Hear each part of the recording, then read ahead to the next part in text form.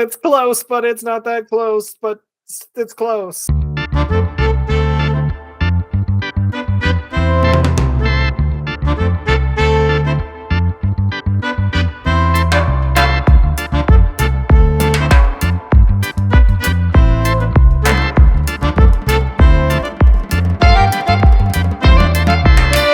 Welcome back, everyone. This is episode 39 of the Zillennial Money podcast. I am always the world's best podcast host. My name is Andy. And with me, I have our two usual guests today. And why don't I pass it off to you guys to introduce yourselves? Sure. Okay. What's up, everyone? It's Dominic as per usual. So please be sure to leave a like, comment, and subscribe to this channel. We have a clips channel too. Go check that out, and let's begin.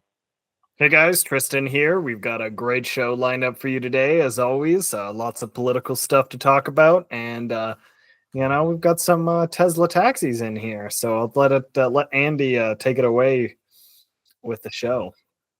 Wow, spoiler warning. Okay, so as Tristan said, we will talk about a variety of topics today. It's a lot of red meat today, so I hope it's election season, so I hope you guys are not well, first of all, I hope you guys are not offended if you're a vegetarian. It's just a phrase. It's not figuratively. And second of all, it is election season, so there will be a lot of political discussion. So I hope you guys don't mind. You feel free to disagree with us if you want, but please don't just say, hey, you guys suck. Please make an actual logical argument if you're going to disagree with anything we said down in the comments, and we welcome disagreement and discussion.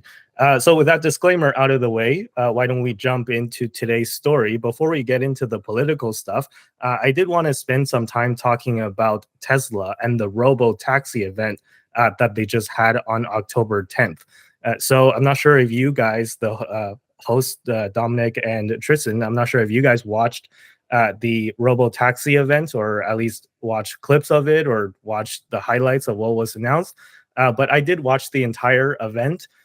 And let me just go through kind of what was announced for audience members who might not have been paying attention, because I think that this is what was announced was something truly revolutionary and pretty great. And a lot of people just maybe didn't get it, but we'll talk about that a little bit later. So the first thing they announced was, of course, the highly anticipated cyber cab, which included a picture of it on the docket, and I'll put it in post when I edit the show. But this is what it looks like. There's the butterfly wing doors, or I think that's what they're called. Like, it opens kind of vertically off to the side, and then it's like maybe inspired somewhat by the Cybertruck. It's got like this kind of steel exterior kind of look, and then it's a very different design than any other vehicle on the road for sure.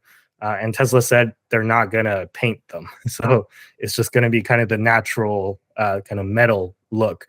The interesting thing about this vehicle is that there is no steering wheel, so it is meant to be 100% autonomous, and at least Elon said it's going to be under $30,000. So it's going to be relatively cheap, and also it'll probably hit mass production sometime maybe late 2026, or more likely, since we're dealing with Tesla and Elon time, probably in 2027. So that was the first thing, right? So the idea of this is that you'd either buy one for yourself and you can like rent it out and make it into a robotaxi and it'll make money for you, or better yet, if you want to run your own company, run your own taxi company, you can buy a fleet of these, and then the software will just manage the rides, and then you can just make money kind of passively, because you don't have to actually do any work, and just let the car drive itself. So this is kind of the idea of reducing the cost of taxi rides. And if you look at companies like Uber and Lyft, the vast majority of the money that is paid to Uber and Lyft, it goes to the driver, right? And I know people are going to be mad at hearing that statement. It's like, oh, they're already underpaying the drivers. What are you talking about? Well, it just like even the amount of money that they're like supposedly underpaying the drivers, that takes up like the vast majority of what the customer pays when they're paying for an Uber ride. So, for example, if an Uber ride costs $20 and like I don't know what the percentage is, but I would imagine like 10 to 15 of that, like more than half of that money eventually makes its way to the driver. So like Uber, for the amount of money that they make on like the remaining $5 or whatever it is, right? But if you can take the driver out, that's the point, right? Take the driver out, and the car can like 100%, almost 100% of the ride will hit the bottom line. That's kind of the idea. So, of course, you still have to pay for the electricity, but electricity is cheap, right? So, that's kind of the idea. Is just to like kind of break out into a new industry and take on Uber and Lyft and completely transform the taxi business. So there's that, and then the second picture is the cyber cab next to a robo van, or I guess Elon called it like a Robovan, or he pronounced it really weirdly, but it's a robo van, and I think he said it could hold up to 20 something, 20 some odd people. So it's rather huge, right? So you can see the size comparison compared to the Cybercab, which is just like the size of a regular, two-seater, two-door sedan. So yeah, that's the Robo van. And then there's also been an update on Tesla Optimus, which is the robot that Tesla has built. So maybe we can discuss a little bit about this as well, where a lot of people were kind of, mad at Tesla for doing this like robo event in this particular way that they chose, which is to have real people remotely control the robot. So like when people were asking the robot a question, somebody like a real human would be in a remote location and like listen to the question and respond through a speaker on the robot. So it wasn't actually the robot using an LLM to respond in real time. So like if you look at the interactions between the guests and the robots, because the robots, they have them around, like walking around serving drinks and pouring drinks. So it was mostly to demonstrate the dexterity of like the robotic hands and like the legs and stuff. But it wasn't completely AI. It was remotely controlled. So a lot of people were kind of upset at that fact. Where like I don't think Tesla was trying to, make it seem like they were 100% autonomous, but yeah, they were just, in my opinion, trying to demonstrate the idea that these robots can be moved around and they can walk and they can pick up stuff and pour drinks and there's no problems with it, and their hands are very dexterous, just like a human hand. So I think that was the main purpose, but some people were like upset that they didn't go far enough and the software is probably not fully there yet. But yeah, anyways, we can maybe save that discussion for a little bit later. But just to pass the question off to you guys, did you guys watch the event or did you watch the highlights? What did you think of the event in general? What did you think of the cyber cab and the robovan and the Tesla robot? The Optimus robot, and how do you think about, like, are you bullish or bearish Tesla stock? That's maybe another relevant question, because Tesla stock did take a pretty big dip after this Robotaxi event, and some people were saying that it's just regular par for the course, because usually with these things is buy the rumor, sell the news. But maybe another reason is that these like products, the Cybercab is not going to be available till probably 2027. So there's nothing like immediate for us for Wall Street, especially, to chew on. So maybe that was part of the reason. So a lot of people were upset that it's like there's nothing immediate that is happening with Tesla, right? But then again, there's the counter side of the argument is that this, like, Tesla's so far ahead and what they demonstrate is so like revolutionary and significant, and people just don't get it. So which side of the argument are you on? Are you bullish or bearish Tesla stock? Do you think the dip of Tesla stock was justified after this event, or do you think it's unjustified and you want to buy more Tesla stock? And what's kind of your opinion? So anyone who wants to take that away. I think this was pretty much a classic case of Tesla has a tendency to overpromise and underdeliver on a lot of these things that they talk about, and then they go, "This thing is coming soon," and then it's not coming soon. And I think the Robotaxi is an example of something where they keep saying it's coming soon, and I don't think it's coming soon. I don't think it's coming particularly quickly. It might come at some point, but from my opinion, there's still a ways off of having full self-driving, particularly self-driving that is sufficiently competent enough that people will choose to rely on it. Because we have to remember that self-driving for Tesla has to be better than people driving for it to be something that people are going to be considering using. Like, it can't just be as good. It has to be better, or else why would I use it over just, driving myself? Like, why would I put myself at risk if it's worse than a driver? And if it's there's always that like liability factor. Like, if Tesla's car decides to run over a child, who's at fault? So I would say that it needs to be extremely good for self-driving for it to be a possibility. And the Robotaxi essentially relies on that fact, because if you're going to have a Robotaxi, you need it to be robo. It's right there in the name. Otherwise, it's just a guy driving Uber in a Tesla, right? It's not super valuable. So I think that Tesla is kind of just doing what they typically do, where they've got good products, they've got good ideas. They do a lot of bluster saying that everything's going to move really quickly, and then it doesn't, and then we don't actually see the fruits of their output for several years, because they seem to be really intent on selling these kind of like these good ideas that are something that actually turning them into reality is extremely difficult. And then they give us such a succinct time frame that they're going to have it done by, and then they can never meet that.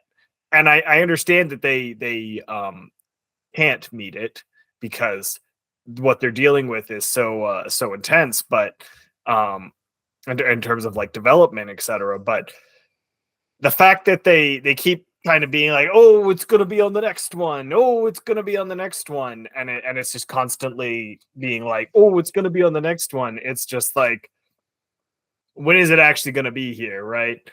I'd kind of rather have a reasonable estimate rather than this continual, it's coming soon, look at some proof of concept stuff. Right. And the same goes for stuff like their robots, which again are very cool and could be very useful in the future, but are currently not at the point where they can be a viable product for someone to buy right now, right? You're not going to be buying a robot so that someone can run it around your house.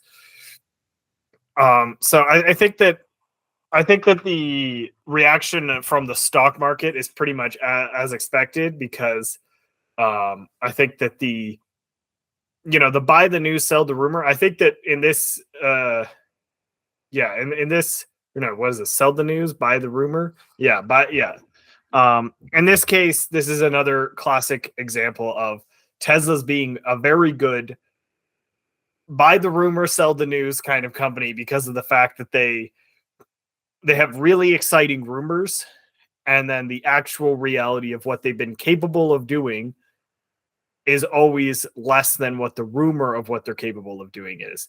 So whether Elon says that self-driving is going to be a thing tomorrow or, a year from now, I don't believe him. I don't believe that they're that close. I would be much happier if they gave a more reasonable estimate, but that would be worse for the stock performance. So, I mean, take what you will on that one. I also just think that their bus thing is kind of just like, why?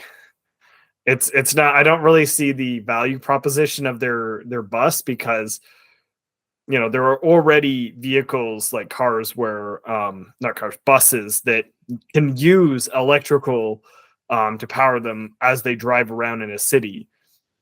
So, and they can swap between the two. So what value does this thing being electric really offer when the value, just to clarify, the value is that the robovan will also be autonomous. I think that's what they're getting at. It's less so that they're building just another electric van. It's that like both the Cybercab and the robovan are both going to be fully autonomous. And but I don't and like has more people, right? Like it can carry 20 some odd people, whereas the Cybercab can only carry, it's only a 2-seater, so it literally only carries 2 people. Right. I think I stand by my stance of I don't see them getting it done anytime soon on the robo driving. So them offering a bus to do it, and we have to remember that driving a bus is a lot harder than driving a car in the first place. They have a specific license that people have to get to be able to drive a bus in the first place. So the likelihood that the AI is sufficiently competent enough to be better than a human driver so that it can drive in the first place, along with now in addition to being better than a human driver, now it's to be better than a bus driver. We're adding on a lot of requirements onto the AI, and developing for that and capturing all these niche cases that the AI needs to be able to handle is going to be very difficult. So I don't really see this technology being here in the timelines that they tend to suggest. So that's pretty much my take on it. Does that and to kind of bring this, guys, I do believe I missed one of your questions, which was, am I bullish on Tesla? And I would say that yes, I am still bullish on Tesla, because again, I think they have good products, and I think they have good ideas, and I think that they have generally good execution. The problem is that I think their communication about the degree at which we can expect these ideas to come to fruition is usually far more aggressive than they can actually go through in reality. And so from my perspective, would I buy Tesla? Probably. Would I potentially sell it before one of these events on the expectation that the event is going to be full of kind of smoke and mirrors to a large degree, of them being like, it's close, but it's not that close, but it's close. Yeah, I'd probably be inclined to play these kind of events if I was to really try to min-max my Tesla hold. If I was considering it from a purely long-term perspective, I do think that Tesla also does represent a company with some good long-term visions, which means that I would say that if you wanted to buy it and hold it for 10 years, you're probably going to do pretty well. But I think that there's going to be a lot of volatility in that time with these kind of disconnects between what they're capable of producing and what they're saying they're going to be able to produce. I guess it's your criticisms, I would say, are fair. However, I would still disagree with some of the things you said. So first of all, like around the timelines, right? I get what you're saying. From the sounds of it, I'm assuming that you don't believe Elon when he says that this stuff will be ready by 2027. And I guess that's a fair thing to say. So I don't want to I'm not an engineer. I'm not like a Robotaxi regulator. I don't know if this stuff will be approved by 2027 or if there's going to be like more battles with the regulator to actually get these on the road. So around specific timelines, I would have to defer that to experts. But around what you said about it has to be better than a human driver, right? Like, or else why take the risk? I think it's already better than a human driver.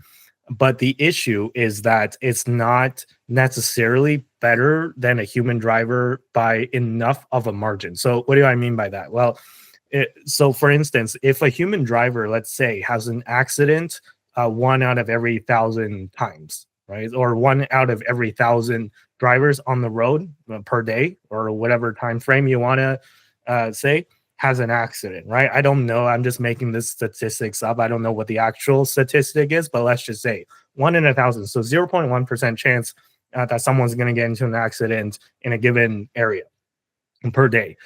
Well, let's say if the Robotaxi has a 1 in 10,000 chance of crashing or having an accident. So technically, you can say that it's already 10 times better than a human driver on average, but that is still not good enough, right? Because if you're telling me that a Robotaxi is going to crash 1 out of every 10,000 times, well, then if you put that into a huge population center, assuming that everyone in, say, New York City gets into one of these like autonomous vehicles, and 1 in 10,000 of them crashes, you're going to have a lot of crashes, right? And even though there are more crashes per day, if everyone, like right now, where no one's driving autonomous and everyone is a human driver, there's a lot of crashes I'm sure in New York City every day. And you argue that there's going to be less crashes if everyone's switched to autonomous. But the issue is, again, there's like liability issues, right? So even if you reduce the number of accidents by 10x,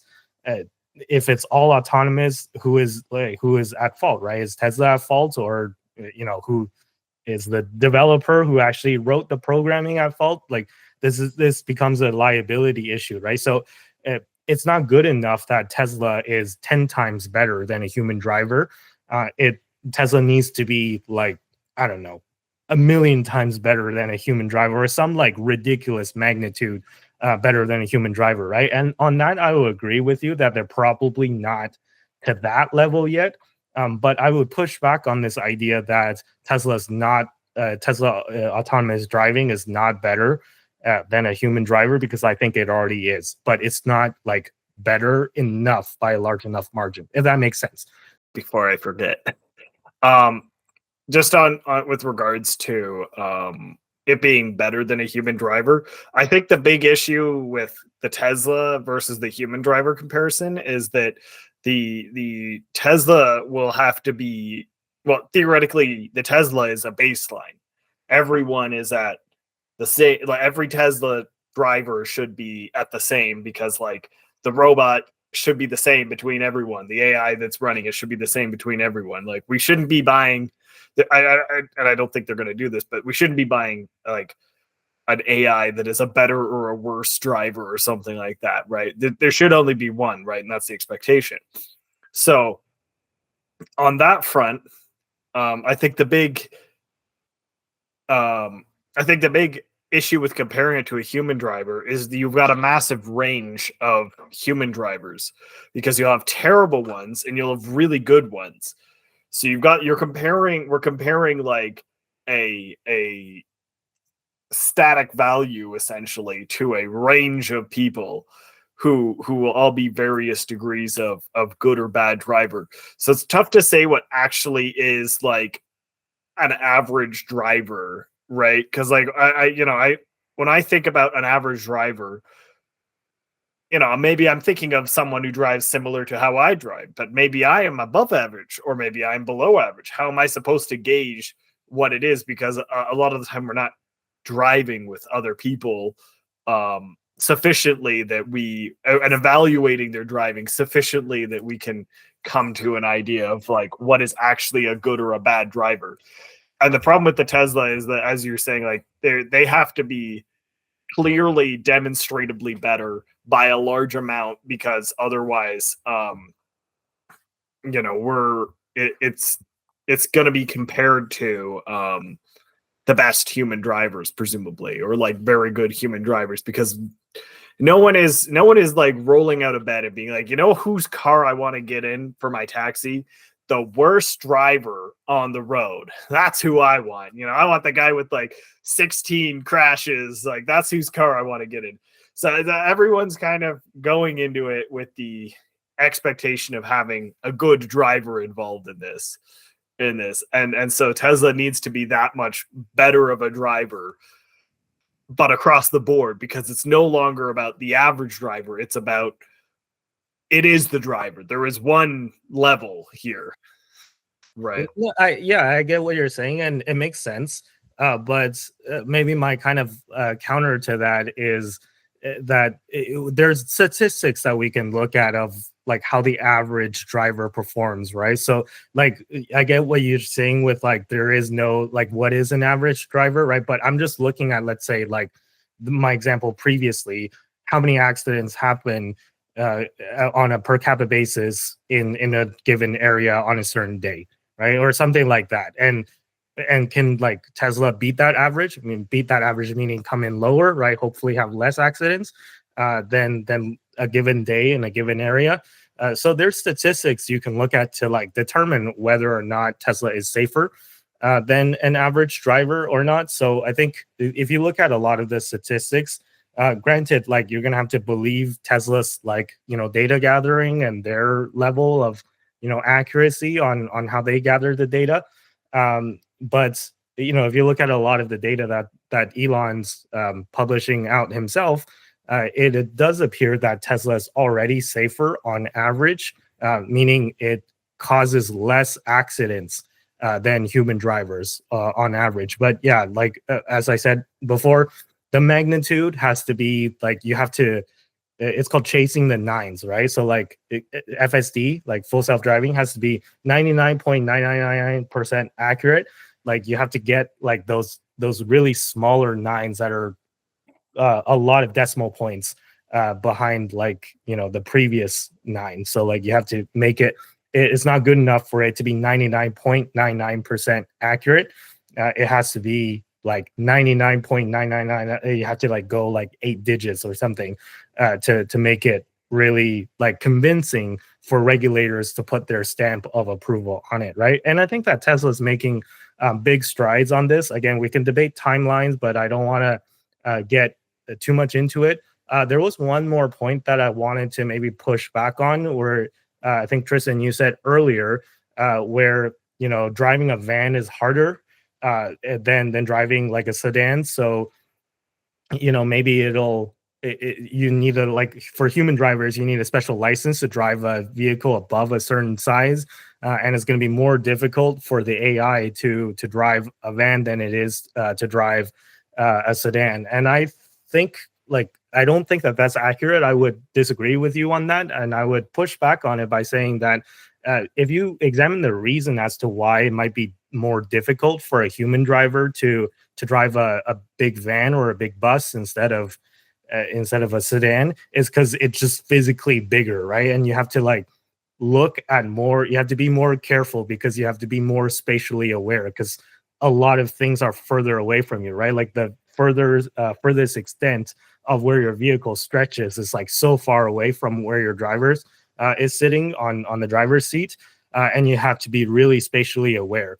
However, with robots and autonomous vehicles, you just put more cameras, or you just put like the cameras you just scale them up, right? And I don't think it's necessarily harder for robots to drive a van, because like they're always spatially aware because there's cameras that can see all angles, right? Versus if you try to scale it up for a human, it's harder for a human to be that spatially aware. So I think that that's kind of where the disconnect is, where it is something that is harder for a human, but I don't think it scales the same when it comes to autonomous robotaxis, right? Like you can have a bigger robotaxi, and I think the software will be just as good.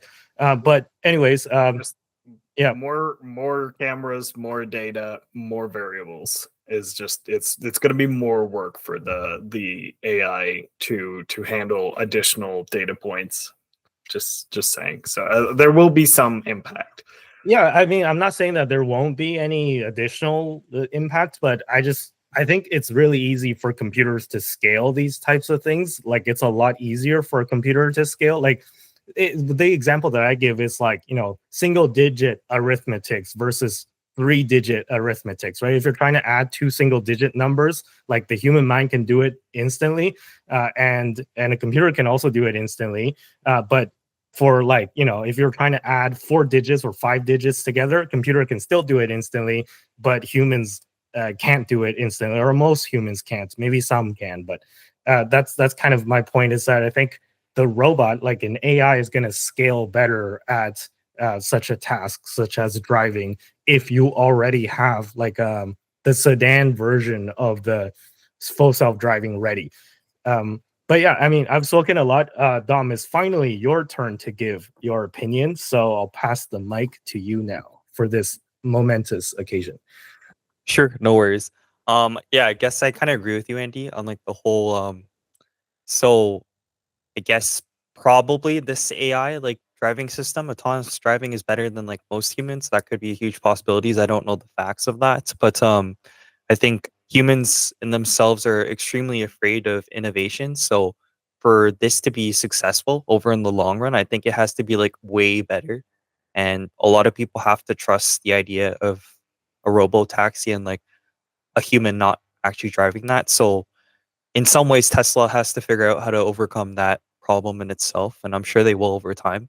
And I think maybe the not super successful run of all this is simply because of the timeline, and people are like skeptical about that in general, and how um, I guess what's an example like the Cybertruck wasn't, you know, clear paths on like a sunny day. There was like some hiccups here and there in regards to it, and maybe people feel that this could be similar. So he does have that history, but on an overall scale, I think I'm still currently bullish on Tesla, just because if we're talking about history, I think Tesla historically has found ways to do really well in like the long term, like what Tristan was saying. And if you basically just hold the stock for a long period of time, you're most likely going to do good. And Elon's going to find a way to figure things out.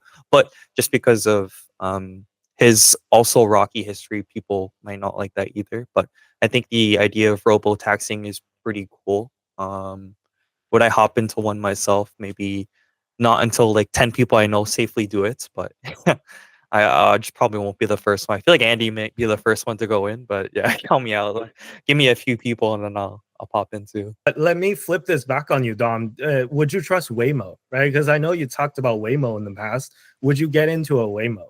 Damn, you know what? I think I would, just because like, I feel like enough people have gone into it. But like if I was in an Airbnb or a hotel and I needed to go to, let's use like Dunkin' Donuts for example, sure, but I'm not going to like San Francisco to where the 49ers play. I'm not going to that stadium, right? Like I'm not going to take a Waymo there.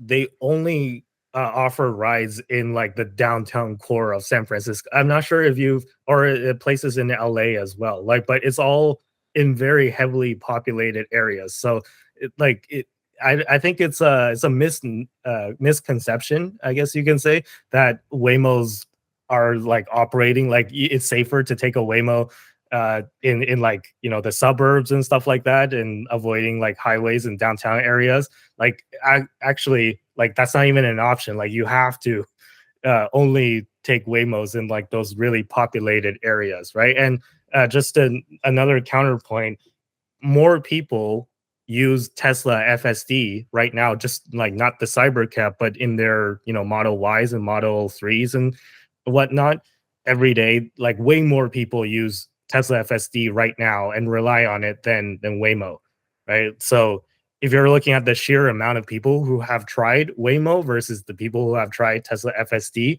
just in its current version, there's way more people that have tried Tesla FSD and actually use it every day. So yeah, what do you have to say to that, Dom?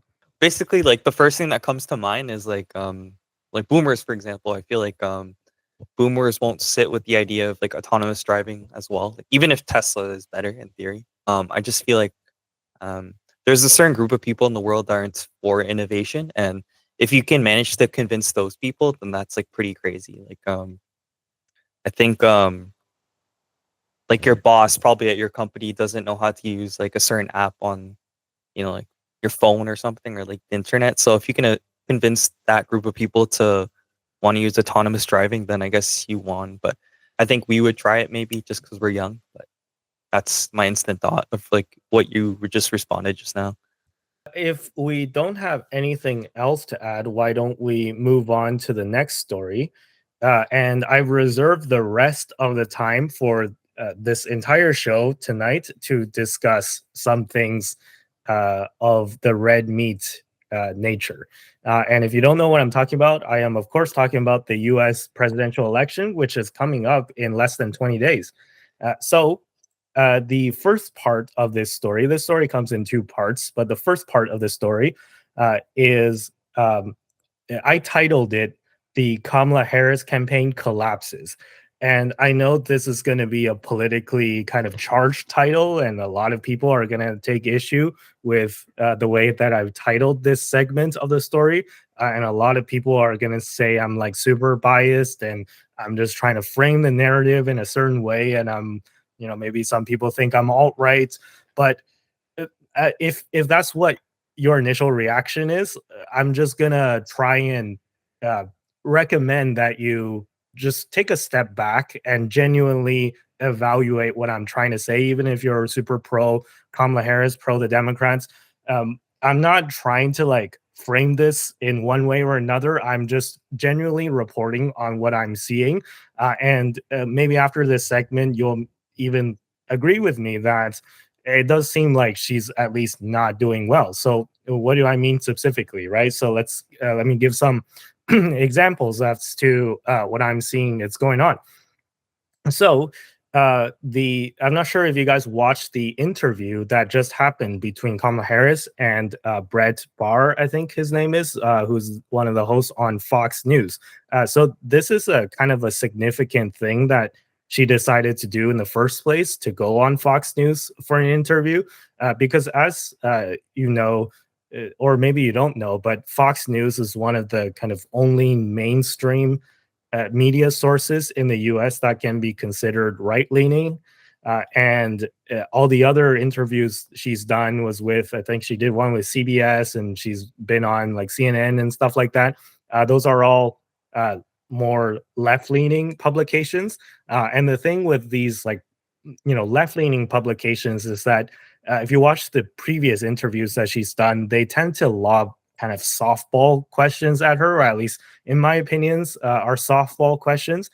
And even for the softball questions, some of her responses to those have been questionable, to say the least. So I think at one point she was asked in a previous interview, not on the Fox News one, but previously, she was asked, what would you, like, how are you different than Biden, right? Because she's trying to distance herself from Biden because, a lot of people, even from the Democratic sides, have criticized Biden for certain things, one thing or another. And she literally couldn't name a single difference between her and Biden. Like, she just didn't respond to the question.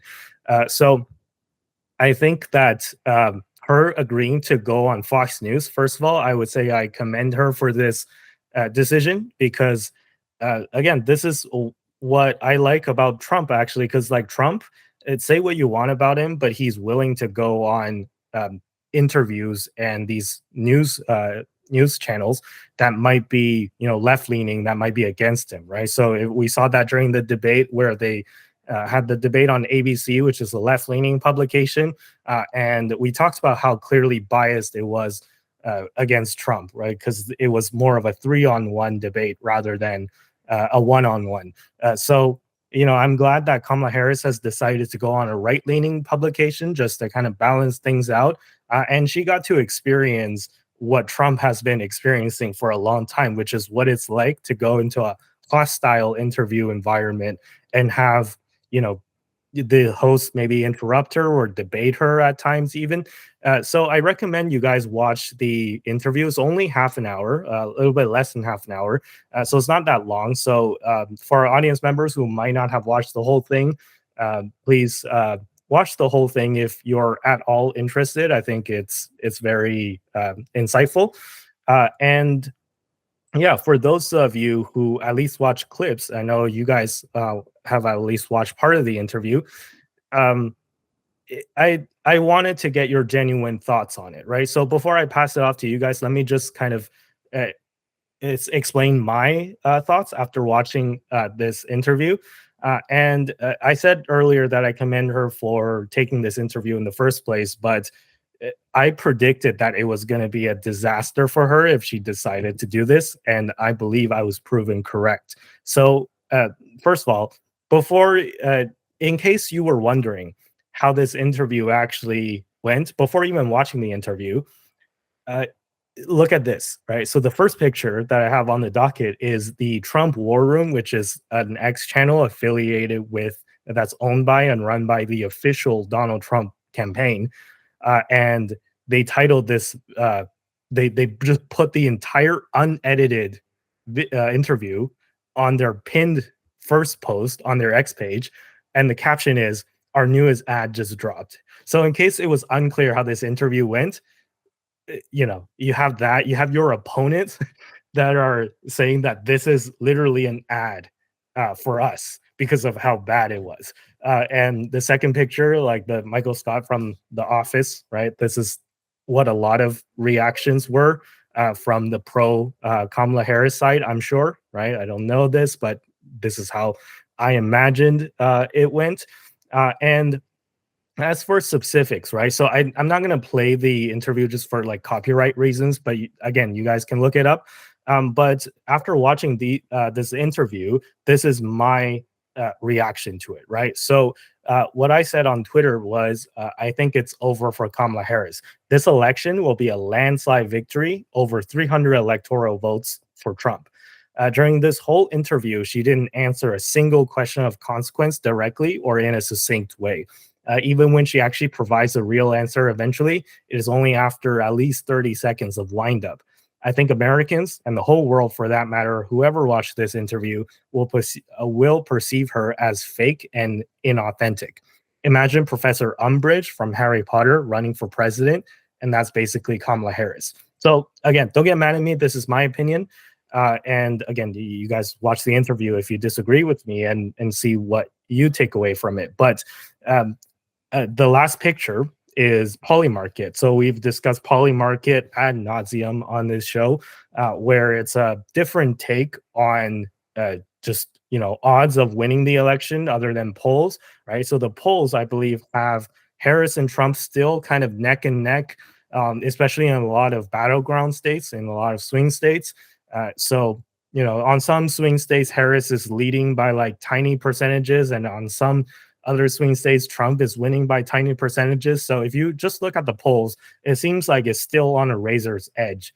However, if you go on betting markets like Polymarket, it seems like it's like tilted in one side drastically. So I took this screenshot a couple of days ago, or I think 1 to 2 days ago, and it's already out of date. So when I took the screenshot, it was at 57.9% for Trump, and I just checked Polymarket before we started this show, and it's I believe it's 61% in favor of Trump now. So, and Kamala Harris has dropped below 40% in terms of her odds of winning. And if you just look at the individual swing states, Trump is ahead in every single swing state except for Nevada, where it's tied 50-50 exactly.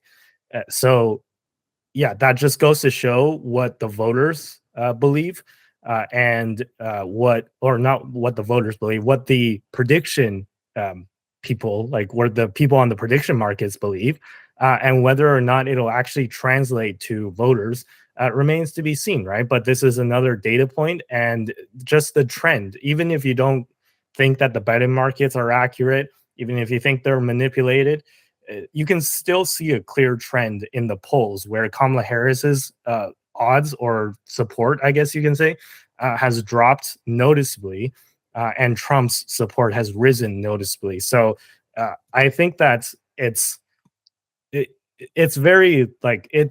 There is, how do I put this?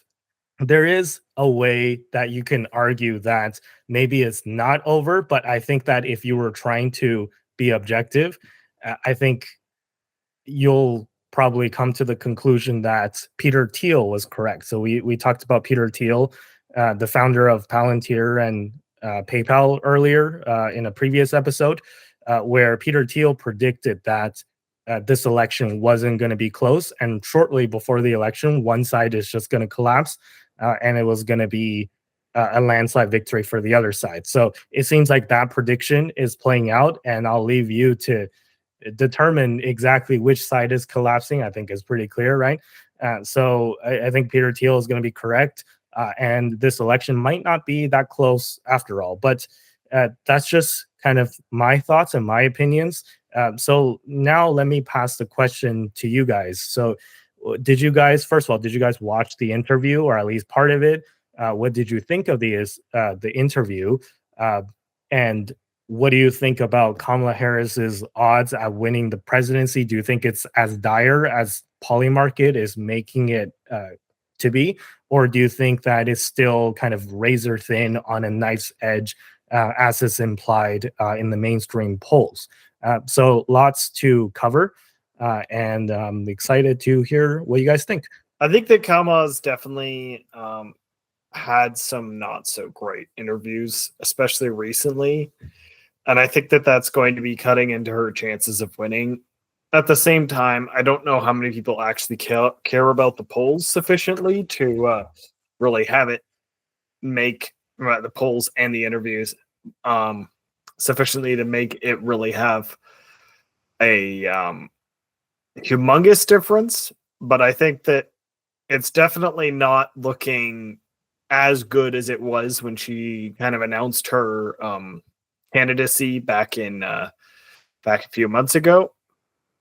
So I think that there's a pretty higher chance that this is much closer than we were expecting. I think on that on that front, I think there is a fairly reasonable chance that Trump wins. I think it may be more of a battleground than we initially I think that it, like, even more so of a battleground than even like Polymarket and the other polls suggest.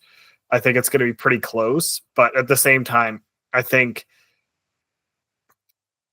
that Kamala is not a very strong Democratic candidate, and I think that's really what it comes down to, is why the Democrats are losing so much steam. I don't think it's actually that Trump is significantly more appealing to people. I think that it's actually just that Kamala has been unappealing to people sufficiently so that Trump has been able to benefit from this. And I think that the problem with that is that we may end up with an election that's based on people not liking a candidate more than people liking a candidate. And I always find that that's a little bit of an awkward scenario for an election where you're supposed to be voting for the most qualified individual and the best option, but then it feels to me like you've been offered two options where neither of them, I would say, is the best candidate. And I think it's pretty clear, at least in my opinion, that I think that there are other alternative candidates. Not that I necessarily have anyone in mind, but I can't help but feel like this is not the best America has to offer on either side. Like, I don't think Trump is the best, and I definitely don't think Kamala is the best. So it's like, I find it hard to believe that this is what we've come down to. These two choices as the ultimate options. And on that front, I think Kamala is. I think she's floundering, and I think that the big problem is that she's far less charismatic than Trump is, and I think that she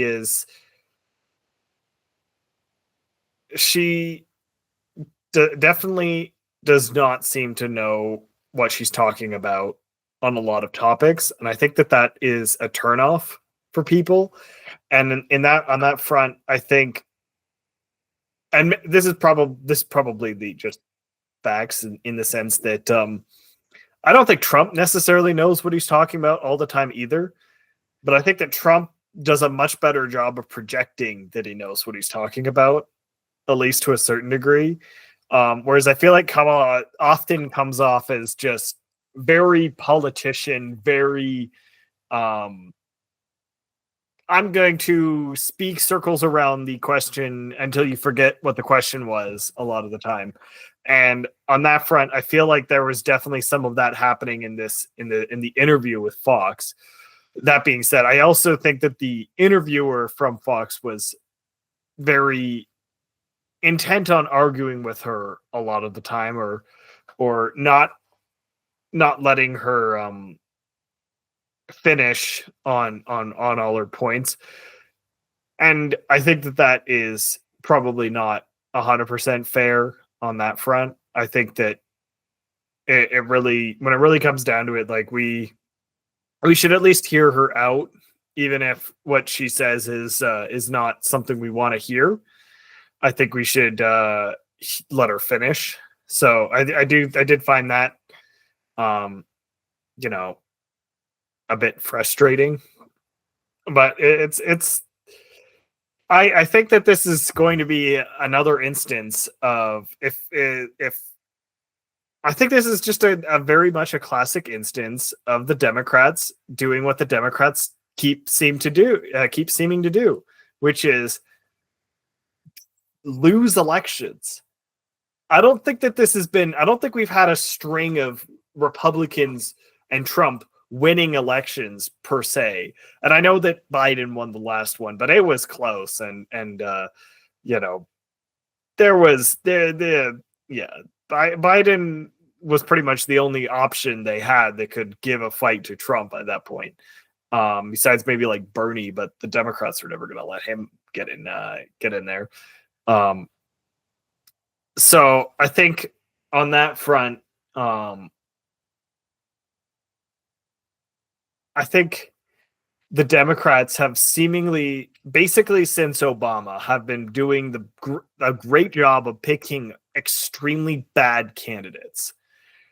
And honestly, that includes Biden on that one, because that man was too old to be running, particularly by the end. So it's just, it feels to me like the Democrats are just losing elections, not so much that the Republicans are winning elections. So I think that this is going to be another instance of the Democrats losing an election that they could very easily have won if they picked a real candidate. And I could see that being very frustrating for people who are diehard Democrats. So I don't know. That's kind of my opinion of the situation. Yeah, no, I totally agree with like almost everything you said. I think I know like you're probably not a huge fan of Trump, and to be honest, I agree with you when you said that Trump is probably not the best person to lead America either.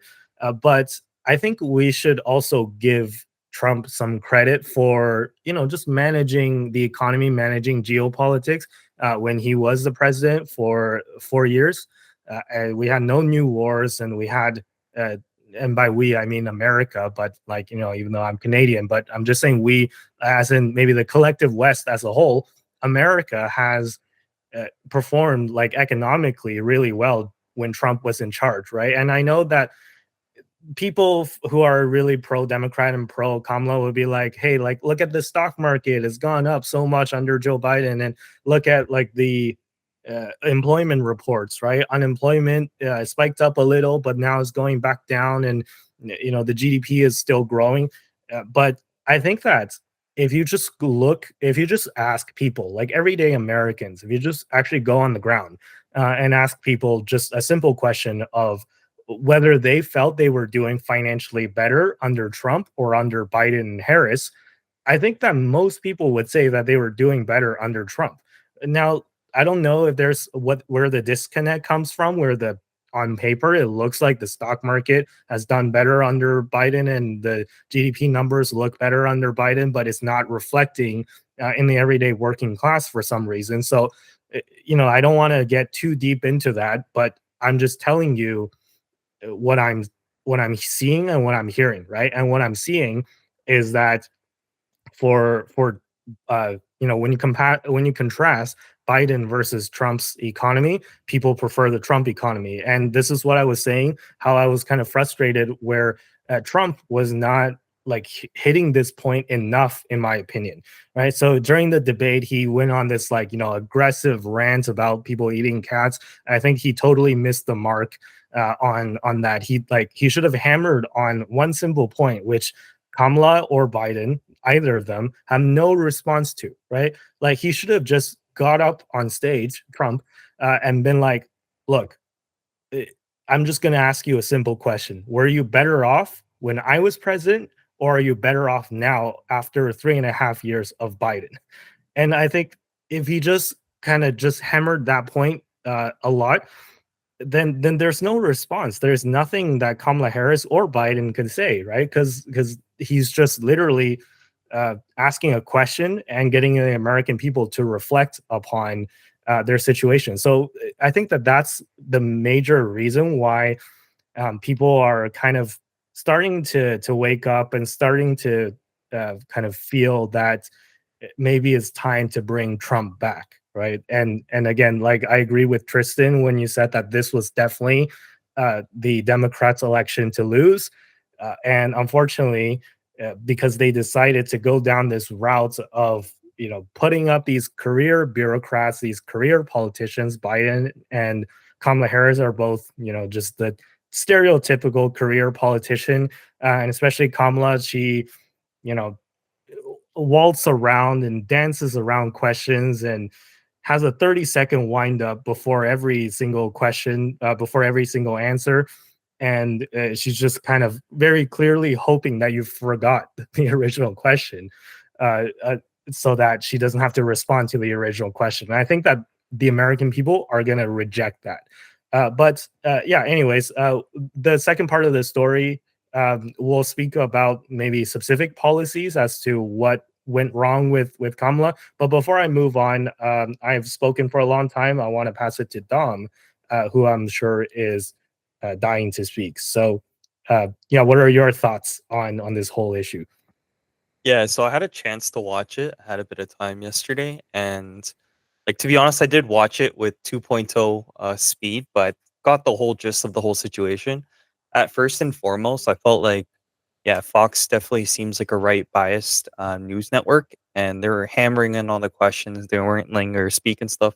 And I guess I do agree with Tristan. I don't know if that's the fairest, but when she actually had the chance to, like answer these questions and to agree with Andy, I felt like she was doing the whole 30-second wind up. And even when they had like those news clip examples, like, so what do you think of this then? And it rolls the clip and goes like, um, ever since the immigration's gone like loose, like my daughter died. Like, first of all, I'm very sorry about that. You remember that one?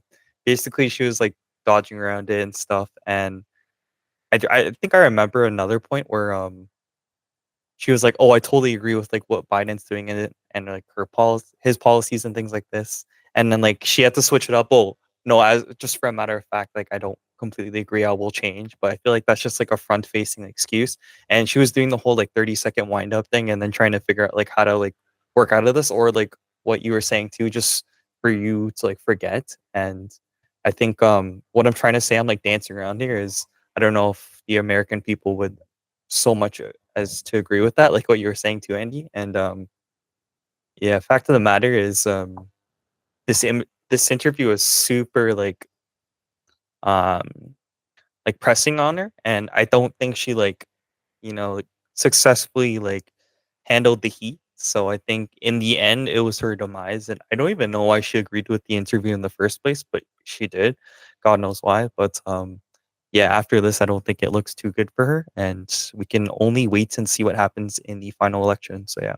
Okay, so first of all, I would have to say that there's probably a reason why you watched the interview on 2x speed, because as I said, it takes her 30 seconds to answer just the most direct question, right? Because after this interview, honestly, like I get what you're saying, that maybe it's a little bit unfair because it's like, a hostile environment and all that stuff. And on that note, I said earlier, Trump does these like hostile interviews all the time, right? He goes on left-leaning publications all the time, and maybe it is fair that if Trump is willing to go into hostile environments, then maybe like yes, it is kind of they're trying to direct questions in a certain way to make her look bad, but this is something that the other side has to deal with on a daily basis. So is it unfair or is it fair? I don't know. Maybe we can have a further debate or discussion on that. But yeah, on the 30-second wind up thing, you have to watch it on 2x speed, or else it just drags on forever, right? And the stuff about the middle class and how I grew up in a middle class, and that's just like the Trump card, right? Not no pun intended, but like I know like Trump is the one who's running on the Republican side, and she's the one trying to beat him. But apparently, according to her, she has the Trump card, and the Trump card is I grew up in a middle class, and that's her response to everything. And it just makes her look. First of all, it makes her look fake and inauthentic, and that's precisely the opposite of what she's trying to do with the middle class thing, right? Because she's trying to be relatable. She's saying, "I grew up in a middle class. I'm just like one of you," but the frequency that she's using that card is getting old really quickly, and it just feels rehearsed. And I think that that's a big like negative for her at this point. And I shared with you guys the meme. I'm sure you guys remember where it's like, you know, the water tank with the water leaking out, and like the guy slapping like the tape on it to stop the leak, right? So the water tank is all the issues that America is facing, like whatever it be, inflation, border crisis, gun control, like whatever, right? And then Kamala Harris is the guy that has a tape. he like slaps the tape onto the water tank, and the tape is I grew up in a middle class, and that's basically like a catch-all for everything. And I don't think that that's gonna work. I think people are gonna reject that because it just makes you seem like, you know, how you do, fellow kids, like, you know, that other meme, right? So it has the opposite of the intended effect, which it makes her seem fake and inauthentic when she's trying to be relatable. So that's pretty much all I had to say about that. And I guess like we'll see if I'm right in about, you know, 18, 19 days, whatever it is, till the election.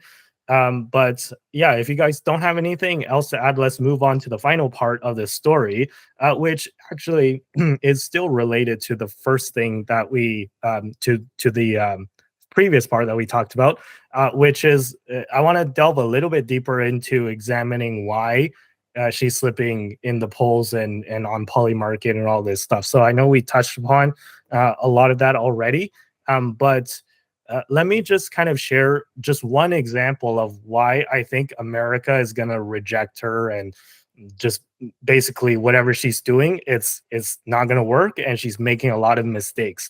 And this is a prime example of, I think, a big mistake that could tank her campaign, and it's been a big contributor to why she's dropped in the polls, in my opinion. So what is it? So she put out this this kind of policy on her X profile on what she's going to do to support the economy.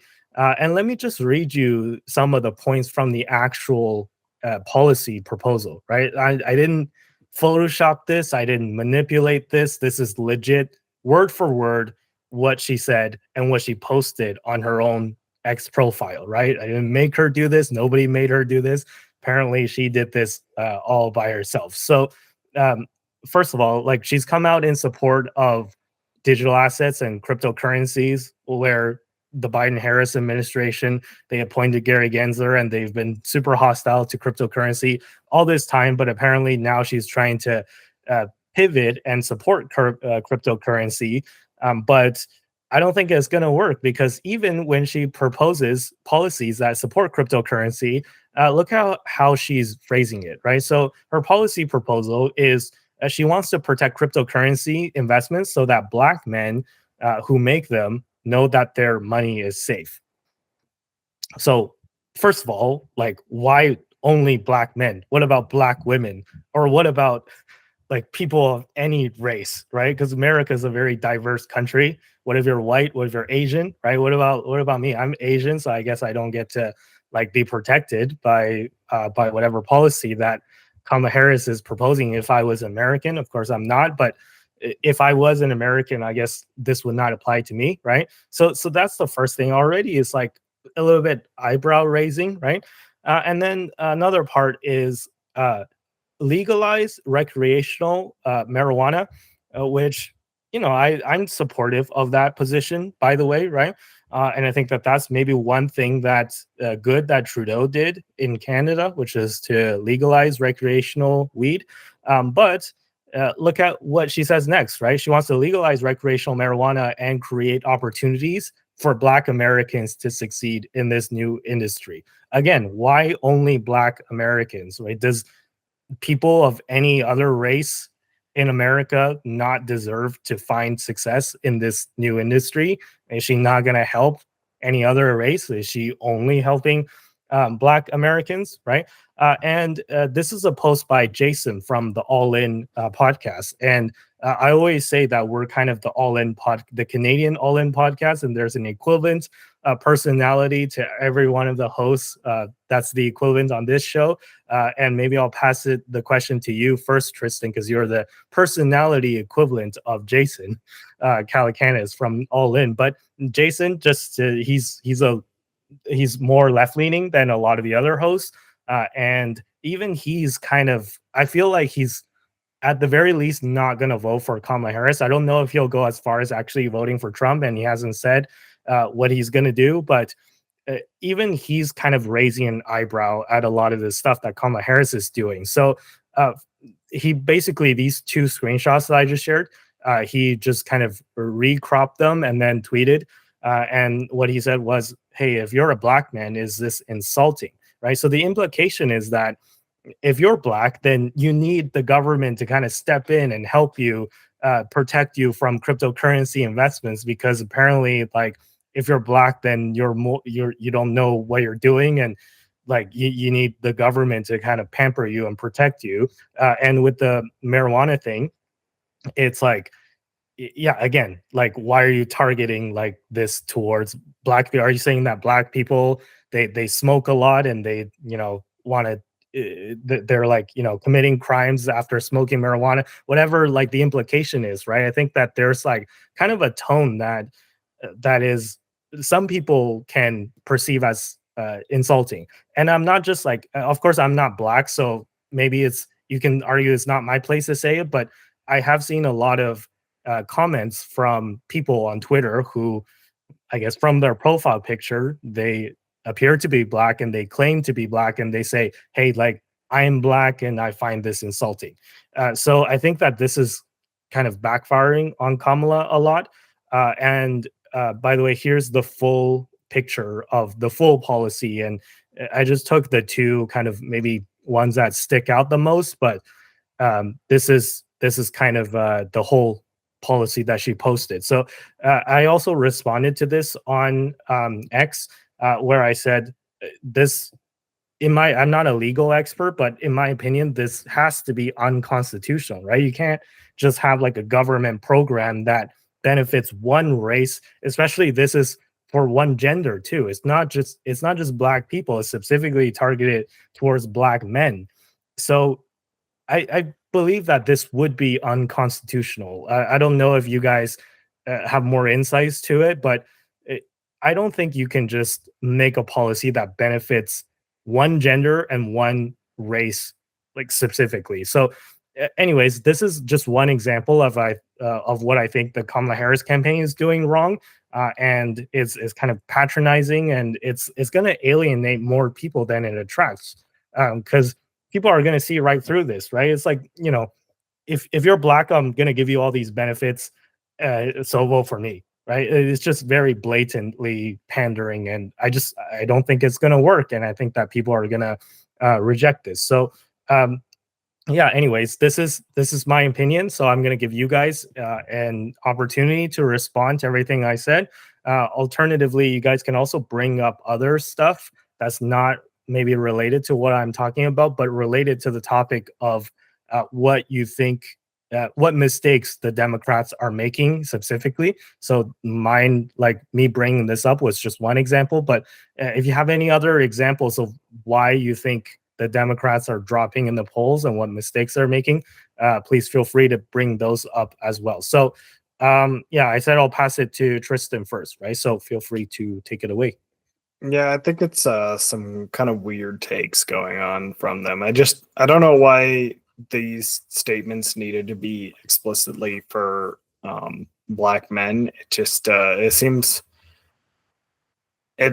a little bit, specifically the ones that were called out by Jason. I think those are, it just seems a little bit weird to have those be specifically targeted at Black men. it just, I don't know, it feels a little weird. So, and I think that the Dems are definitely doing a lot of stuff like that, where it's they have some of this stuff where they say a lot of things that they're going to do, and it doesn't really seem to be communicated how that will come to be. So, for example, like supporting education and mentorship programs that lead to good paying jobs. Okay, how? Right. And launch a national health initiative. Okay, what's the initiative? Where's the budget coming? Like, I mean, I know it's kind of like a blur, but I feel like they're not doing a particularly good job of selling themselves on what's going on. So, yeah, I don't know. It's they're not doing a particularly good job. Yeah, and also just to hit on some of the other points, right? Like support education training, the one that you brought up, but specifically for Black men. Again, I think that a lot of people will find this insulting if you're Black, because isn't the implication here that currently Black men don't have education? They're in need of membership programs, and they don't have high paying jobs because they lack education, they lack all these skills, right? Isn't that like kind of what the implication is, right? And maybe it's true for some people, but again, just if you're Black, I would find this insulting. It's like, okay, I'm going to give you all these benefits, like as the government, me as Kamala Harris, the great vice president right now, going to be president soon, I'm going to dish out all these programs specifically for you because you're so poor and you're so uneducated and all this stuff. Like, it's very un-American too, in my opinion, right? Because America is built on this idea that it doesn't matter what race you are or what gender you are, you can succeed, right? And it's like when you're rolling out these programs that are like phrased especially in this way, where it's targeted towards just helping Black men specifically. Again, I think it's really like it's missing the mark by a lot. So yeah, let me pass it to Dom now. Do you disagree or agree with anything I said? What are your thoughts on this? Yeah, no, on an overall basis, like I think what you guys are saying is kind of right. Like I think it's weird how it's like specifically targeted towards like one gender, one race versus like America and even Canada, right? We're like a society of people, mixed cultures and like different like genders, you know what I mean? But it leaves like a super bad taste in my mouth when you're just targeting one specific group of people, gender and race.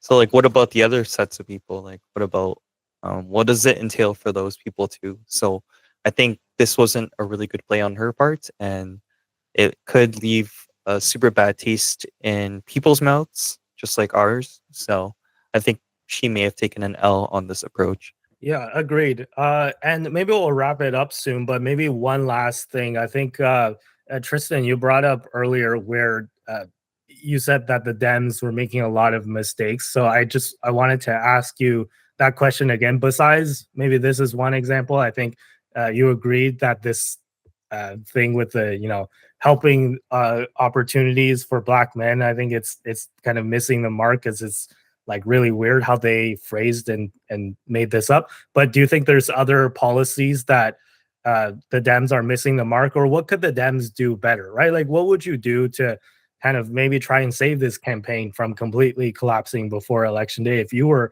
Kamala Harris and you were trying to unite the nation and win back people, right? Because again, I feel like a lot of people in America, they're inherently left-leaning, and the world in general is becoming more and more left-leaning as time goes on, just because of the nature of progressivism.